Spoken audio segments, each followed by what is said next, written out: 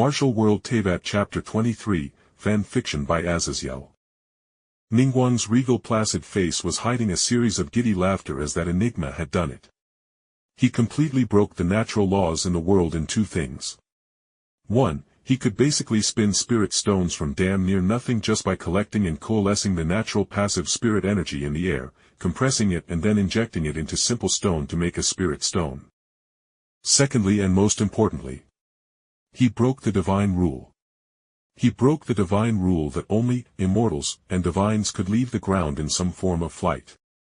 Lady Ningguang, in accordance to all your help, I have brought along a good deal of metal materials for the city to use at its will, and of course a meager donation of spirit stones to repay the great nation of Liyue for its assistance.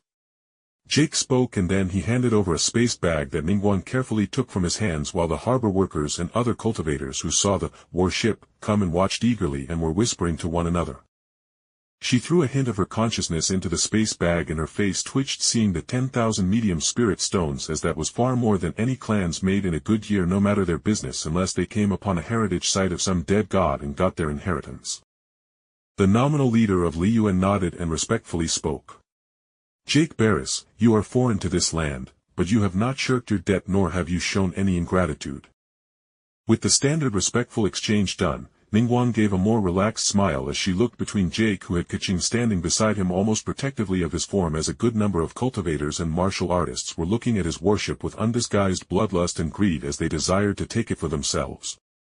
As Jake in their minds was nothing but a laborer whose cultivation and blood energy was barely in the first realm. Does his realm matter when he is an abomination of a monstrous genius who can literally make spirit stones out of damn thin air?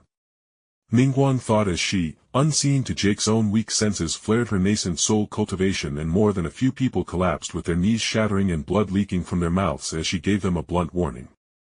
Not to mess with her investment. As she over the years had left a great number of bodies of people who tried or even succeeded in ruining her investments to keep Liyue alive in this troubled world. Without a change in her expression, she spoke up blandly to the assembled people. All of you, return to your own doings. There is no need for you all to gawk at Liyue Qixing business.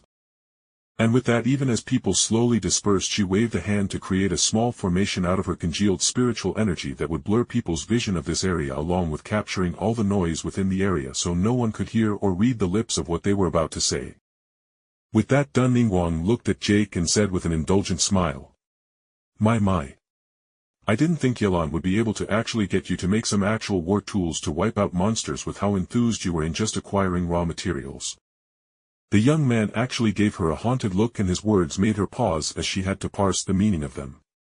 Yelan didn't leave me much choice with her whole Dami Mommy act, along with her threatening to tie me up in her water strings and sit on me in a not-so-fun way if I didn't make the toys she wanted. Dami Mommy? What does? Oh. Ningguang rolled her eyes at the young man's crass words, but then she stilled as she thought about Yelan.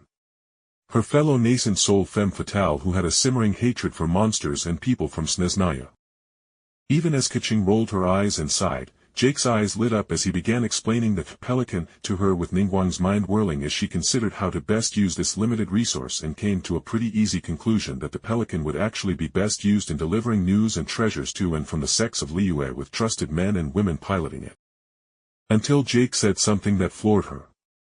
So yeah, this thing is outfitted with some interesting weapons along with a minor kinetic energy shield. But seeing as this is going to be mass-produced, I didn't make it too special.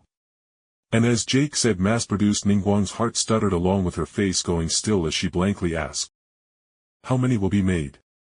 Jake with a blink made a humming noise, and she wanted to strangle him for making her wait, as all her business and political plans were up in the air now, as having planes that could cross all of Liyue's very dangerous countryside in less than a day. To put bluntly, would change everything about Liyue and even parts of the world should he be able to make enough. Finally Jake spoke, and Ningguang felt her cultivation shudder as she realized that her own cultivating in the golden path registered Jake as the most precious thing in her collection. The most precious subordinate she had. Oh.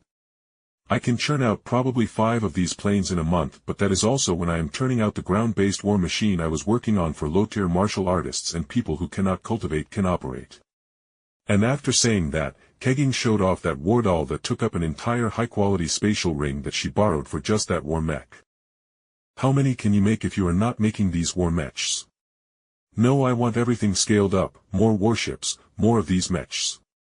I want as many as you can make, Jake.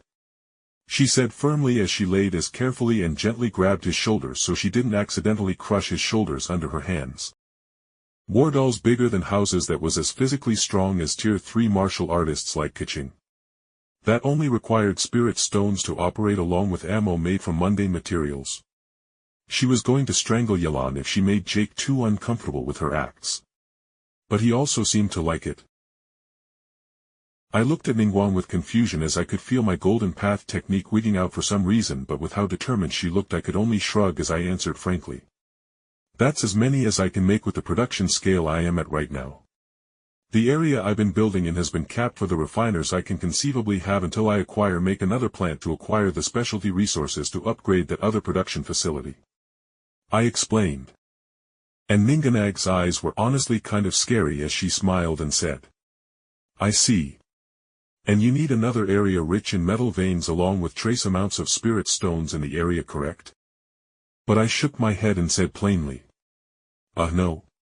I get the spirit stones as the base metals are separated from other elements and the spiritual energy is a leftover. That first facility doesn't have any spirit stones naturally forming there from having access to the ley lines. Keqing coughed and then cut in saying. Lady Ningguang, having Jake run around making another plant for fabrication and another plant just for acquiring spirit stones is too much for just him to do on his own. Plus if we go to an unclaimed spirit stone mine, that means that Jake will make a massive amount of noise and release a stupid amount of spirit energy that will draw in every monster within 1,000 miles.